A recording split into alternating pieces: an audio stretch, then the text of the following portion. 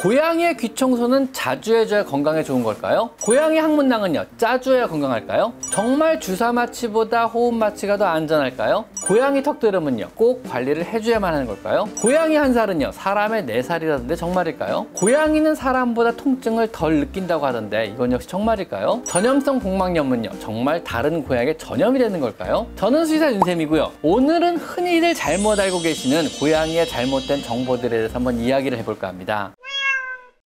먼저 첫 번째로, 고양이의 귀 청소는 자주 해주는 것이 건강에 좋을까요? 정답은 아니다입니다. 사람과 마찬가지로요, 고양이 역시 귀나 코나 눈과 같은 곳은 최대한 안 건드리는 것이 건강에 유리합니다. 귀 같은 경우는요, 굉장히 얇은 층을 가진 상피세포 한 겹이 웨이도를 구성하며 귀 점막을 형성하고 귀의 표면을 보호하게 됩니다. 여기에 세정제를 써가며 더구나 면봉같이 굉장히 거친 것을 사용하여 박박 닦아내거나 긁어버리면은요, 귀 표면은 상처가 나게 됩니다. 그 상처에 귀 안에 번식하는 여러 상재균들이 침투를 하게 되고요. 그로 인해서 오히려 귀병이 생기고 귀병은 오히려 더 심해지게 되는 경우가 더 많습니다. 정상의 귀는요, 표면 점막 조직의 분비물로 인해서 약간 기름진 반짝반짝한 상태를 유지합니다. 이 오일리한 상태가 귀의 세균 번식을 억제하고요, 또 귀를 보호하며 귀에 생기는 여러 오염 물질들을 스스로 효과적으로 제거하게 되는 겁니다. 이런 자연 상태의 보호층을요, 인위적으로 깨끗하게 하겠다고 제거해버리면요, 이로 인해서 오히려 귀병이 더 심하게 생기거나 이미 있는 귀병이 더 심해질 수도 있는 것입니다. 사람과 마찬가지로요, 이비인후과 계통은요, 안 건드리면 안 건드릴수록 좋으며, 만약 치료 목적으로 건드려야 한다면요, 수의사 선생님에 의해서 최소의 조작으로 건드리는 것이 좋습니다. 자, 두 번째로, 주사 마취보다 호흡 마취가 더 안전할까요?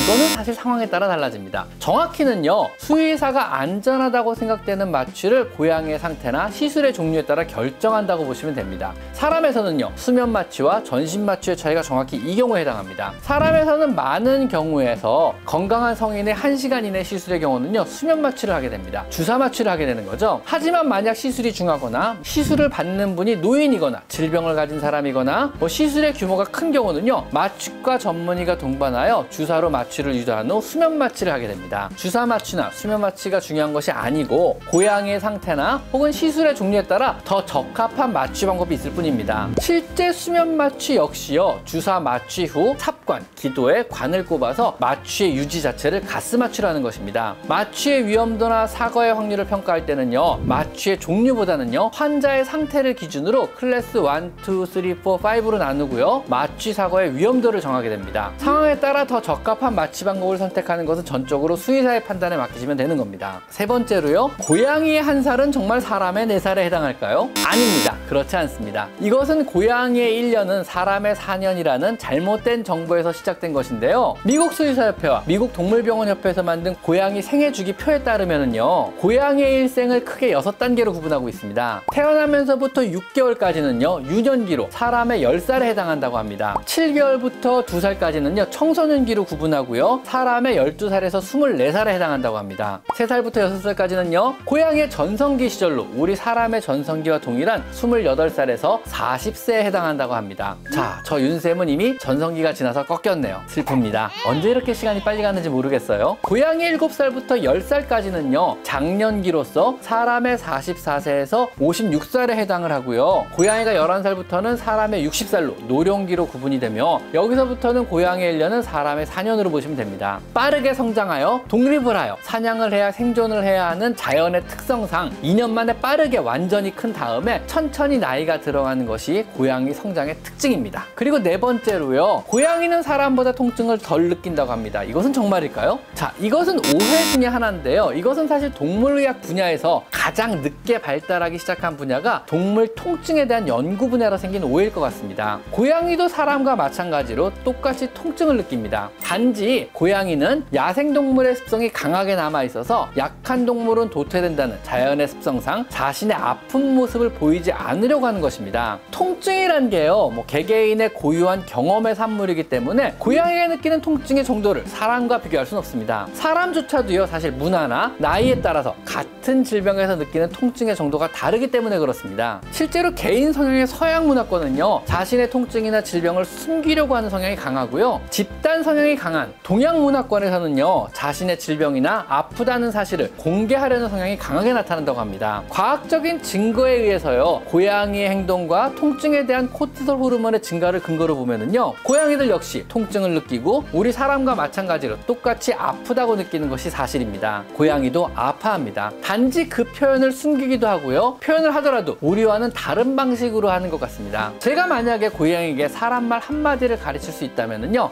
나 아파, 이 말을 꼭 가르치고 싶습니다. 5번째로요, 고양이 항문낭은 자주 짜주는 게 맞을까요? 짜주실 필요는 없습니다. 물론 짜면은요, 항문낭액이 나오게 하겠지만은요, 오히려 항문낭을 더 자극해서 더 많은 항문낭액을 축적하게 되면요, 오히려 과한 조작으로 항문낭의 염증을 유발할 수 있다 그럽니다. 항문낭을 안 짜준다고 해서요, 고양이에게 특별히 문제가 생기지는 않고요, 안 짜줘서 혹시라도 항문낭 염증 같은 문제가 생길 확률은요, 지극히 낮습니다. 오히려 항문낭을 자주 짜줌으로써 항문낭에 문제가 유발될 확률이 훨씬 더 크다는 것을 꼭 명심했으면 좋겠습니다. 그리고 6번째로요, 고양이 턱드름은요, 관리를 해야만 하는 질병일까요? 아니요, 사실은 대부분 그냥 두셔도 됩니다. 이걸 어떻게 관리해 보겠다고 뭐 세정제를 사용하여 닦아주고 뭐 소독약을 사용하여 문대면은요, 오히려 더 심해질 가능성이 높습니다. 그냥 턱드름 생겼구나, 식기를 더 깨끗하게 세척해주자, 뭐 이 정도만 하시고 그냥 두시는 것이 좋습니다. 사실 턱드름은요, 일부 고양이에서는요, 자연스러운 피부 반응이고요, 염증 증상만 없다면은요, 그냥 두셔도 아무런 문제가 없습니다. 사람의 여드름하고 똑같은 거예요. 화농성 여드름이 아니면 우리도 피부과 굳이 가지 않고 그냥 냅두잖아요. 안 건드리고요. 똑같습니다. 하지만 이런 턱드름이 더 발전해서 화농성으로 염증화 된다면은요, 고양이는 불편함을 느끼고요, 긁거나 통증을 느끼게 됩니다. 이때는 병원에 데려가서 항생제와 소독약 처방을 받으셔야만 합니다. 생긴 턱드름을 관리해 보겠다고 뭐 이것저것 시도하다가 오히려 과한 자극으로 더 심해지기만 할 뿐입니다. 그냥 두시는 것이 좋습니다. 혹여 난 좀 더 깨끗하게 관리하고 싶으신 분들은요, 따스한 물을 묻힌 스팀 타월 같은 것을요, 턱에 대준 후에 좀 불려주시고요, 부드럽게 살살 닦는 정도면은요, 아주 충분합니다. 염증화 안 된 턱드름은요, 그냥 사람의 블랙헤드 혹은 사람의 여드름 뭐 이 정도로 생각하시고요, 그냥 두셔도 괜찮습니다. 자, 마지막 7번째로요, 고양이의 전염성 복막염은요, 전염이 되는 걸까요? 현재까지 알려진 사실로는요, 고양이 간의 전염은 안 되는 걸로 알려져 있습니다. 아직 고양이 전염성 복막염에 대한 발병 기전 같은 것은요, 연구 중이고요, 설만 많은 편입니다. 하지만 요즘의 연구 결과들은요, 전염성은 아니고 개인의 유전적인 특질과 밀집 사육이 주로 발병의 원인으로 꼽히고 있습니다. 또한 최신의 연구에서는요, 모체 이행설 역시 대두되고 있는데요, 엄마를 통해서 복막염 바이러스를 잠복해서 가지고 있다가 건강 상태의 악화나 혹은 밀집 사육 등으로 해서 상황과 여건이 안 좋아지면은요, 발현이 된다는 이런 이론도 있습니다. 즉, 고양이 간의 전염의 근거는 없고요, 유전이든 태어나서부터 엄마로부터 받는 이행이든 가지고 있던 바이러스가 상황이 안 좋아지면 발현한다는 것이 최근에 가장 근거 있는 이론에 들어갑니다. 역시 이것도 그냥 이론일 뿐입니다. 아직은요. 여기서 전염성 복막염 FIP의 전염성의 단어가 컨테이지어스, 즉 접촉성으로 개체 간의 감염을 유발하는 전염병의 의미가 아닌